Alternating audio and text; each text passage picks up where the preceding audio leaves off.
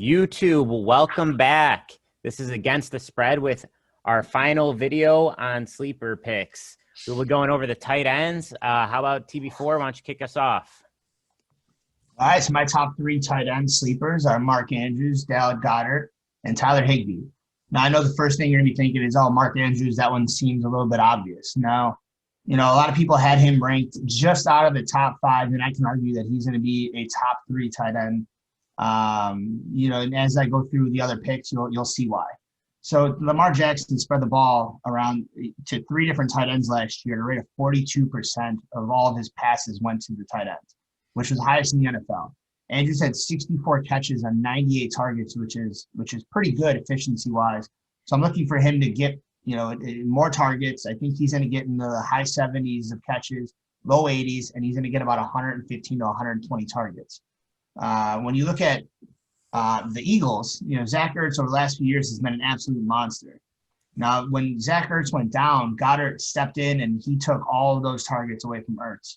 And then when Zach Ertz came back, they were in a lot of two tight end sets where Goddard was splitting some of those targets. And it actually ended up hurting me as a Zach Ertz owner last year. So the Eagles they're limited completely at wide receiver. I mean, you look at their receiving core, it's basically banged up. I mean, Aguilar, wasn't exactly a number one. Jeffrey's hurt. So I'm looking for them to utilize Goddard a lot in the very opening of the season.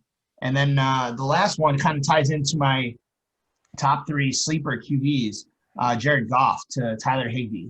Higbee had more production toward the end of the year, and I'm looking at it as, with Cook's gone and no clear person stepping up to demand those targets, I think that they're going to be looking for Higbee to take some of those targets. I think he had about 85 to 90 targets last year. He should be in the 110 to 120 range. And my guess is he's going to be close to those 85 targets. Well, one thing I don't know, having two tight ends on one team, it's going to be a risky play to have Dallas Goedert in your fantasy lineup because you don't know if he's going to have, say, 16 to 20 points or is he going to be a dud for that game and only put up like one or two. Yeah, I'm thinking Dallas Goedert is a borderline tight end too. If Zach Ertz gets hurt or has issues, then Dallas Goedert ends up being a good pick, and he's a tight end one and will put up solid numbers. But tight ends are just inconsistent. But I mean, Dallas Goedert has some upside if he's getting the opportunities. No, I agree. I just think they're going to be running the same type of formation that they're going to run down in Tampa Bay, and the same one they're going to be running up in Baltimore. Right? I mean, they're going to be running two tight end sets, and they're going to be looking for those quick outs. And Carson Wentz is one to rely on Ertz as a last second prayer to the lack of offensive line that they have over in Philadelphia. So yeah, I guess you guys are right. We'll see. I mean, definitely number two. He has potential to be like a late round number one starter. So we'll see in the weeks to come. All right, well, I'll go next with my sleeper picks, BXstar 10 here. The first one I have here is Rob Gronkowski. Everyone knows Gronk. I have Darren Waller and Jared Cook. So, I mean, Rob, I guess there is a big question mark that surrounds him. Is he in shape? Is really one of the big questions here, coming off a season where he didn't play at all. If you're comparing him to, say, Le'Veon Bell, I know they're two different positions, but Le'Veon Bell held out for a year and didn't have a really great year that following year. However, Gronkowski, I mean, he's going to have that synergy with Tom Brady. And so, I mean, since they already know each other, he's going to rely a lot on Gronkowski. And, I mean, there's a lot of weapons on Tampa Bay that they can use to open up any passing opportunities for him. My number two here, Darren Waller. Darren Waller is electric, honestly. Being on Vegas, Derek Carr, I mean, that guy, he slings the ball. He's a gunslinger there. Last year, I mean, he had 90 receptions on 117 targets, which is really good, 1,145 yards. Granted, he didn't get that many TDs with only 3, but, I mean, those are pretty close to wide receiver numbers. And if we're doing PPR, 90 receptions obviously already translates into 90 points there. So he's going to be a big target there. Jared Cook going into New Orleans there. I mean, he's already been there. He's been their back, or he's been their tight end. He didn't really do great last year with the number of targets that he got, but when he did get those targets, he did actually produce. He did have 9 touchdowns.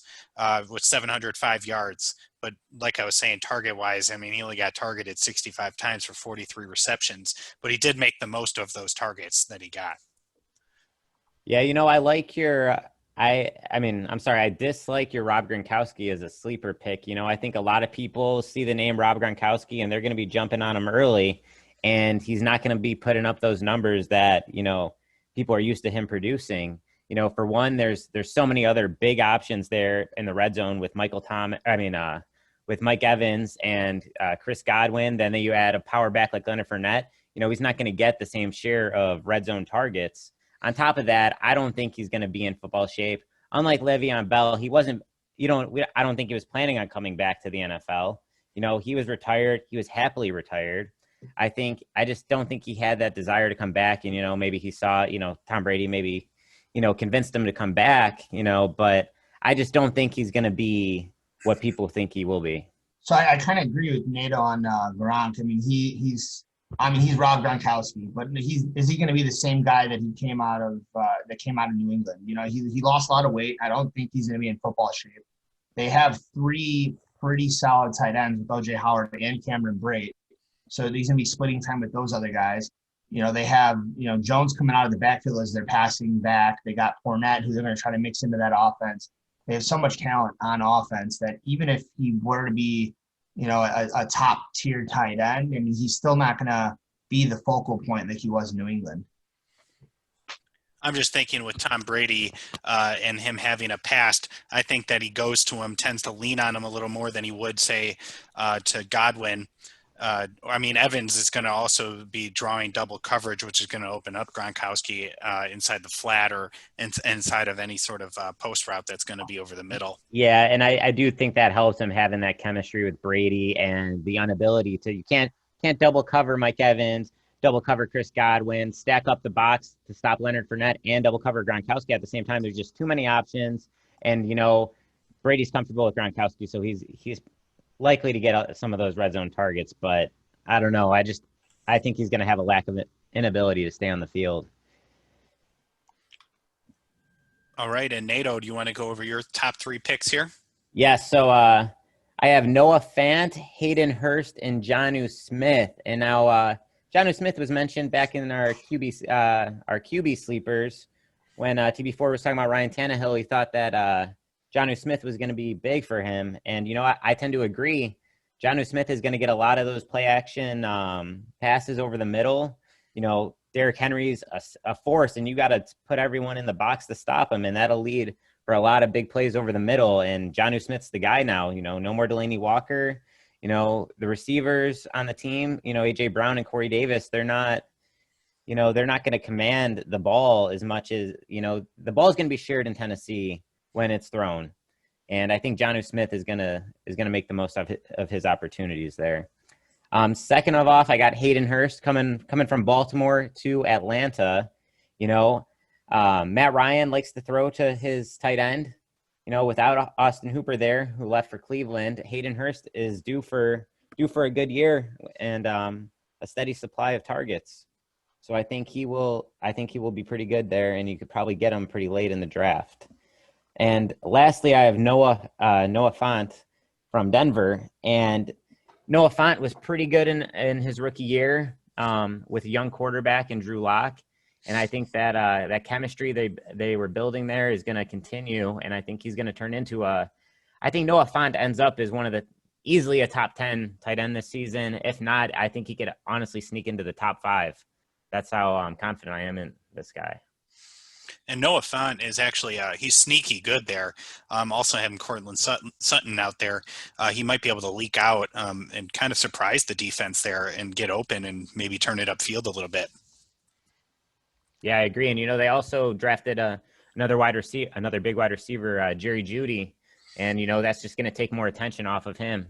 More weapons is going to leave more single coverage or lesser defenders on him. So. And actually, I really like your Hayden Hurst pick also. When you're looking at Austin Hooper and how many targets he had last year, he had 75 catches, around 95 targets. And, with Hayden Hurst emerging as the number 1 and him having about 40 catches last year, he's going to be getting those Austin Hooper type numbers from last year. So, look for him to get 75 to 80 catches. All right, guys. Well, I think that wraps up our sleeper tight end picks.